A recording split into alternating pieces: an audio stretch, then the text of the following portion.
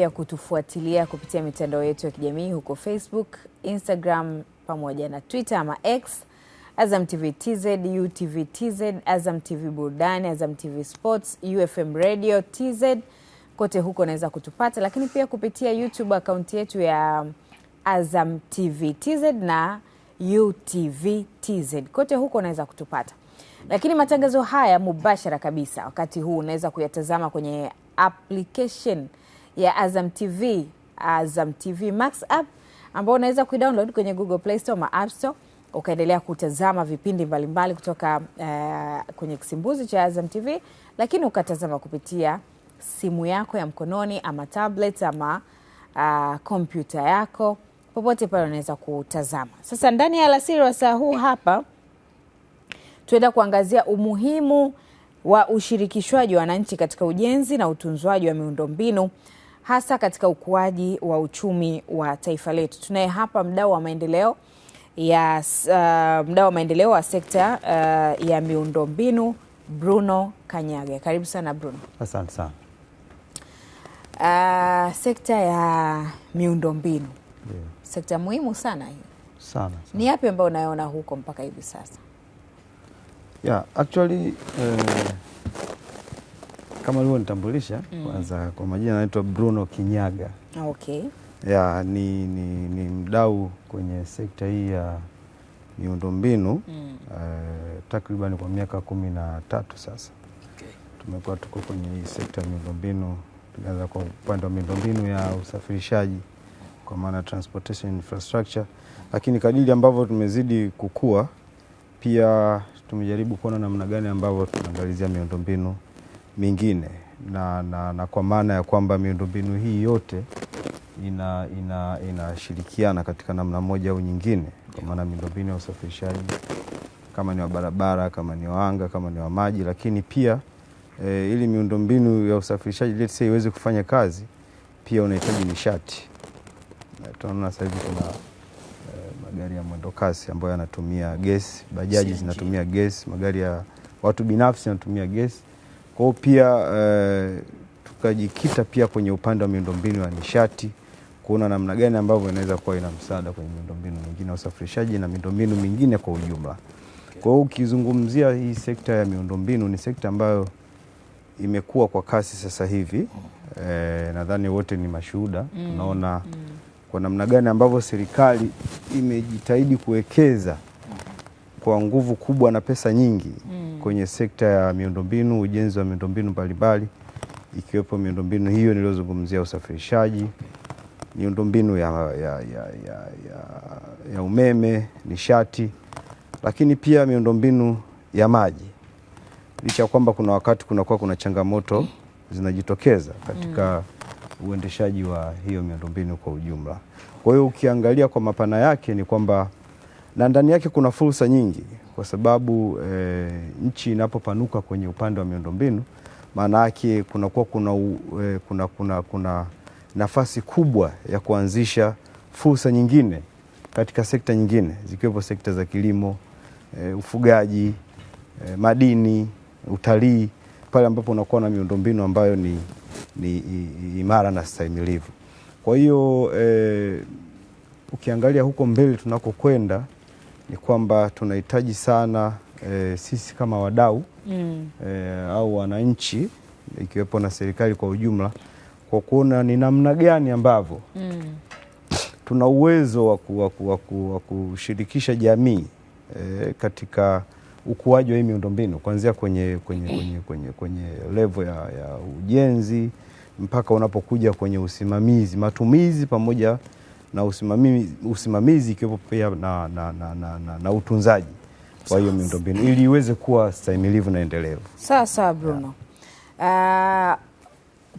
Tumekuwa wazi hapa kwamba kuna miundombinu ya aina nyingi tofauti katika sekta mbalimbali. Miundombinu yenyewe ni sekta, lakini pia kuna sekta mbalimbali ndani ya hiyo miundombinu. Kuna miundombinu katika maji, katika umeme, katika usafirishaji, Yote haya yanatuhusu kwa namna moja au nyingine katika maisha yetu ya kila siku.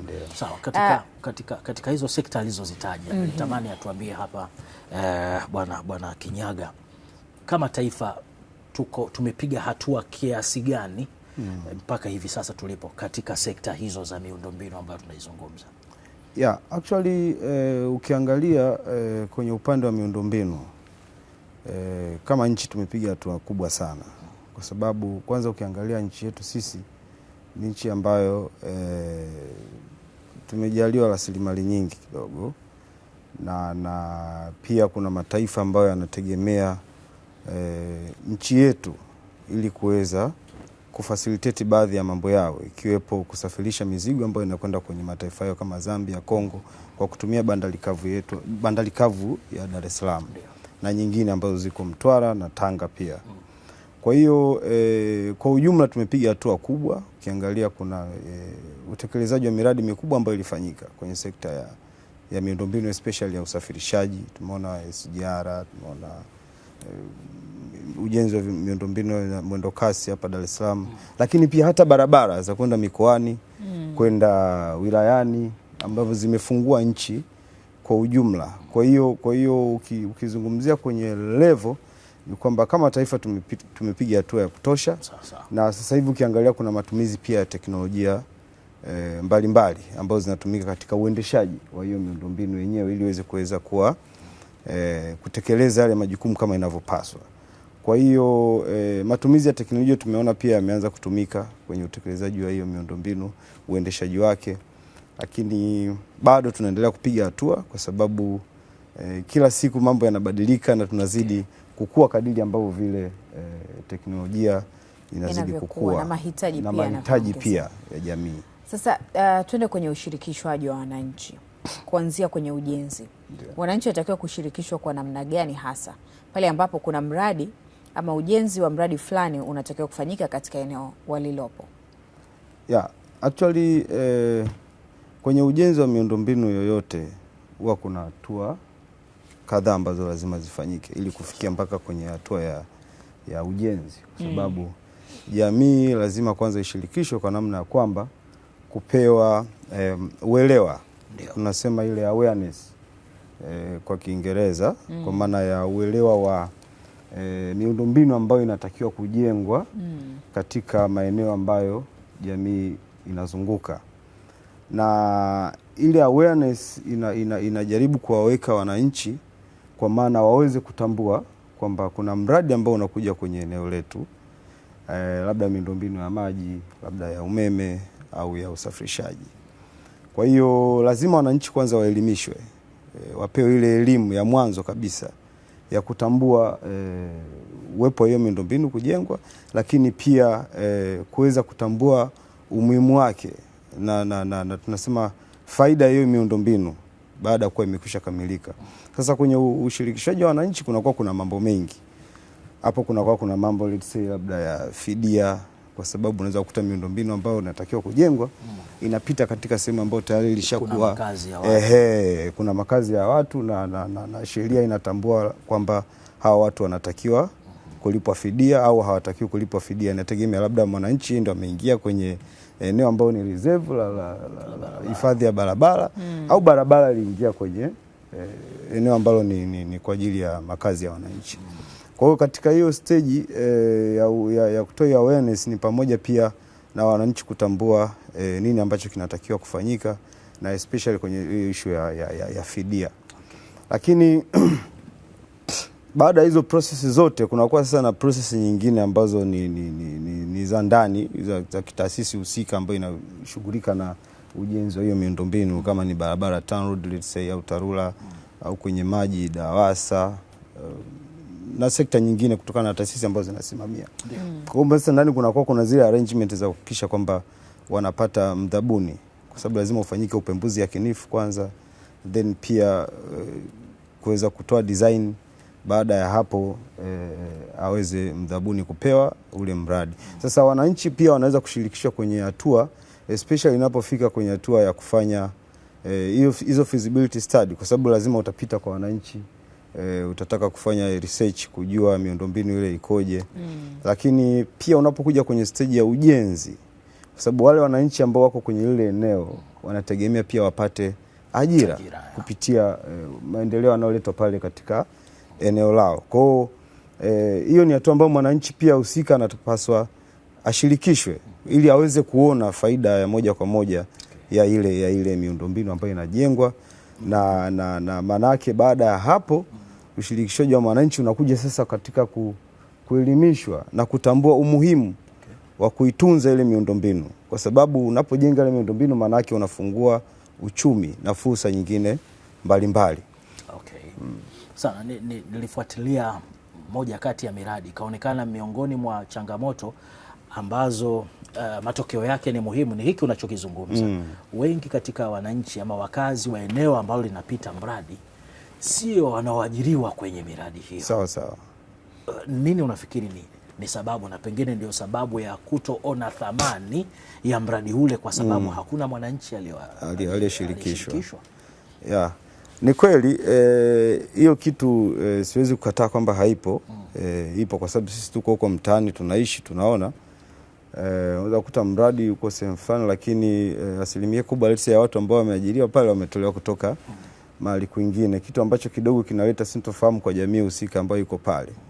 Nadhani kuna haja na tija ya of course serikali yenyewe, kwa sababu wao ndio wana mandate ya kusimamia ule ujenzi wa ile miundombinu, at least kuwawekea vipengele, kwa sababu kuna kitu sasa hivi wanaita local content kwa ajili ya kuwawezesha wakandarasi let's say wazawa ambao wana makampuni ya ujenzi kuweza kupata baadhi ya miradi. Sio tu miradi ipewe kampuni za kutoka nje, lakini pia wandani ambao wana uwezo wa kufanya zile kazi, na ikiwezekana kuwezeshwa pia kupitia mikopo na njia nyingine za kuweza kutekeleza ile miradi. Kwa hiyo ushirikishwaji huo sasa inapaswa yule mkandarasi aliyopewa kusimamia ule ujenzi pale au na vipengele ambavyo vinamuamrisha au vinamfunga kwamba ni lazima hakikishe kwamba anatoa ajira kwa vijana, na sio vijana tu, kwa sababu pia kuna mama watapata pia fursa pale ya kupika vyakula let's say kwa ajili ya watu wanafanya kazi kwenye ile miradi, lakini pia na fursa nyingine. Kwa hiyo nadhani kuna haja wale wakandarasi ambao kama ni mkandarasi kutoka nje au ni mkandarasi wa ndani hapa akawaangalia walio karibu na mradi. Kwa maana ili waweze kuona faida moja kwa moja. Lakini imewahi kutokea Bruno, na sio taarifa ya muda mrefu.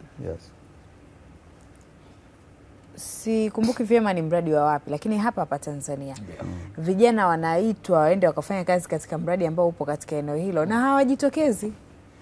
Hata 5% ya vijana ambao wanatakiwa kwenda kufanya kazi katika mradi huo hawafiki. Ni miongoni mwa taarifa ambazo tumewahi kuwa nazo. Ni kweli.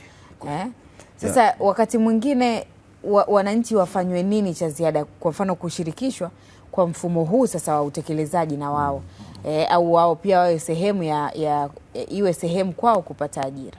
Sawa.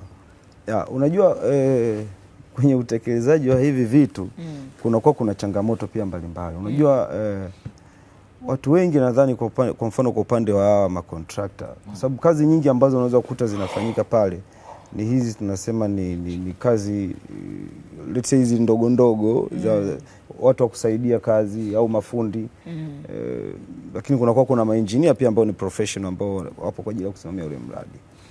Kwa hiyo kuna kasumba ambayo nadhani wote tunaweza tukawa tunaitambua kwamba mtu anaona muda mwingine ile jamii ambayo inamzunguka pale sehemu ambayo anafanya mradi let's say ametoa fursa kwa vijana, lakini pia kuna muda mwingine wao tunasema ule seriousness. Unaweza kukuta mtu mradi unafanyika hapa, anaishi jirani hapo, muda mwingine anaamua tu kuchepuka kwenda nyumbani. Sasa unakuta wengine wana opt sasa bora amsafirishe mtu kutoka aje kwa ajili ya kazi tu. Kweli. Lakini pia hiyo nyingine nadhani ni uelewa wa wananchi. Kama fursa imekuja kwenye eneo lako, kwa nini wewe usitake na kama huna kitu cha kufanya maana inabidi ujitoe, kwa sababu ule ujenzi pia sio kwamba tu ni fursa kwa wewe kukupatia pesa, lakini pia miundombinu inakuwa na fursa nyingine zinafunguka na utatumia pia hiyo miundombinu kwa namna moja au nyingine, itakusaidia. Bruno, muda unakwenda sana. Ndiyo. Pengine kwa kumalizia yes. Tuangazie sasa upande wa pili, mradi umekamilika, wananchi wanatakiwa kushiriki vipi sasa katika utunzaji wa ile miradi, kwa sababu tunaona mwendo kasi ambazo ni mpya zimeanza kutumika kule Mbagala sasa hivi ziko tofauti sana na mwendo kasi za barabara hii ya Bagamoyo ya Morogoro. Yes, okay. Kwa hivyo yani ni kwa namna gani sasa mwananchi anatakiwa kuhusishwa moja kwa moja katika utunzaji wa miradi ambayo serikali imeitekeleza? Mimi nadhani kunatakiwa kufanyika jitihada kubwa sana. Kwa upande wa serikali yenyewe ina jukumu kubwa, kwa sababu wao ndio wanao invest ile pesa pale kwa njia tofauti, kwa njia ya pesa ya ndani, lakini pia mikopo. Kwa hiyo kama ile miundombinu haitaweza kufanya kazi au haitatunzwa, maana yake serikali inaingia hasara. Kwa hiyo nadhani serikali inatakiwa iwekeze pia, kwa sababu tumesema hatua ya mwanzo huwa ni awareness kwa ajili ya kuelimisha watu juu ya ule mradi unaokuja. Sasa umeshakamilika, serikali pia inachukua jitihada za kuhakikisha kwamba wakati miundombinu sasa inaanza kutumika, hayo mabasi, sio kwenye treni au whatever, wananchi wamepewa elimu pia ya namna ya kuitunza? Kwa sababu ukiangalia kwa mfano nchi za wenzetu, yaani unakuta mtu ile public, kitu ambacho ni cha public anakiheshimu kama cha kwake. Ndio. Tofauti ambavyo ukiangalia mataifa yetu mengi, sisemi vibaya, lakini huo ni uhalisia ambao tunauona. Ukienda hata nchi nyingine za Kiafrika. Kwenye miradi kwa mfano stendi ambazo zimejengwa kwenye serikali ya awamu ya 5 za kisasa sana. Ndio. Kwa mikoa yote ambayo stendi zimejengwa. Naam. Lakini kwa sasa hivi ukitembelea stendi hizo ni awamu ya 6. Hatujafika hata awamu ya 10, sio kama watazikuta hizo stendi. Yes. Sasa usije ukaenda maeneo ya Maliwato. Mponda hapo bila shaka nimetumia neno zuri. Na limeeleweka. Huko kaka hakufai kabisa. Shida kubwa ni nini hasa? Kama ninavyosema, usimamizi kwanza wa sehemu husika. Kwa sababu naamini kwa mfano pale stendi kuna uongozi ambao uko kwa ajili ya kusimamia ile stendi, kuangalia kuna wale wanaohusika na makusanyo labda ya gari zinazoingia na kutoka, lakini pia kuna watu wa usafi pale. Yani kuna management ambayo ipo. Kwanza wao wenyewe kwanza wao mstari wa mbele kuhakikisha katika kusimamia usafi na mazingira mazima ya ile eneo. Lakini pia hao wananchi, kwa sababu nadhani tunaelewa uelewa muda mwingine, lakini pia mtu mwingine anafanya tu yani kama vile anaona kama ni kawaida tu. Kwa lakini pia at least kuwa na kama unamkuta mtu, let's say tunaona unakuta stendi iko hapa, mtu anazunguka kwenda haja ndogo sehemu ambayo ni pale nyuma. Natambua kuna faini ambazo zinakuwepo, lakini kweli hawa watu ambao wanafanya vitendo wanachukuliwa hatua katika kuhakikisha kwamba wanaitunza hii miundombinu na mazingira kwa ujumla? Kabisa. Kwa sababu tunavyozungumzia miundombinu huwezi kukimbia mazingira.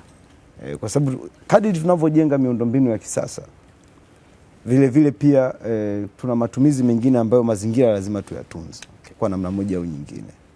Kwa hiyo mimi nadhani serikali yenyewe ihusike katika kusimamia, lakini pia wananchi kama nilivyosema, kuna kila haja ya uelimishwaji, lakini pia kwa mfano kwenye hizi jamii zetu ambazo tunaishi huko mtaani, kuna uwezekano serikali hata ikaanzisha program, let's say, ya kuwa na vijana, kwa sababu vijana wako wengi, wako mtaani, wengine hawana ajira, wako mtaani, at least kuwapa namna moja au nyingine hata mitaji. Unajua kwa mfano kwenye issue za mazingira, kuhifadhi, kwa sababu almost kuhifadhi miundombinu kama unahifadhi mazingira. Kwa wawezeshe vijana hata katika vikundi, wape vifaa ambao watakuwa wanafanya kazi za kuhakikisha kwamba wanaitunza na kusafisha ile miundombinu ili iweze kuwa stahimilivu na endelevu.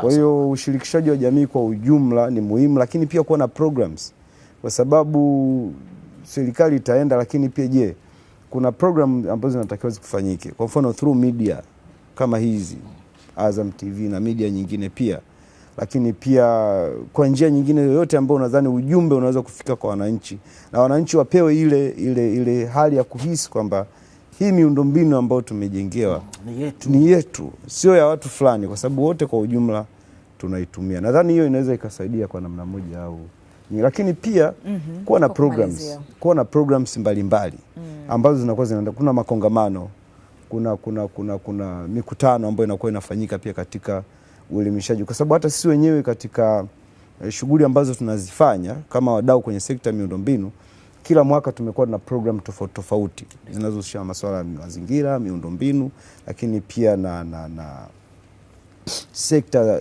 hasa pia usafirishaji na sekta nyingine pia, ambao huwa tunafanya kila mwaka program kama 3 hivi ambazo huwa tunahakikisha tunaita wadau, tunapeana elimu, lakini pia tunajaribu kualika na watu pia kutoka mataifa mengine kwa ajili ya kuja kushare uzoefu namna gani ambavyo tunaweza tukaifanya hii miundombinu yetu kuwa stahimilivu, na namna gani ambavyo wananchi wanaweza wakashirikishwa, ili basi kwa pamoja kama taifa tuweze kuona manufaa na ukuaji wa uchumi katika taifa letu na mtu mmoja mmoja, na hata serikali pia iweze kuona, tunasema value for money, yani kwa maana kile ulichowekeza, je, kinakupa ile thamani yake ambayo ulihitaji kuipata. Kwa nadhani hizo ndio njia pekee ambazo pia zinaweza zikasaidia katika ili swala zima la utunzaji wa miundombinu. Tunakushukuru sana Bruno. Shukrani sana. Elimu ni kubwa na ni nzuri, lakini elimu pana endelevu ambayo hakika jamii inaendelea kuihitaji elimu hii. Yes. Kila siku kuna yule ambaye ni mdogo sasa akikuwa naye anahitaji, kuna yule ambaye binadamu pia tumeumbiwa kusahau, kukumbushwa mara kwa mara. Ni mdau wa maendeleo kutoka sekta ya miundombinu, na kikubwa ambacho tumekizungumza hapa ni umuhimu wa ushirikishwaji wa wananchi katika ujenzi, lakini pia utunzwaji wa miundombinu hasa katika ukuaji wa uchumi wa taifa letu.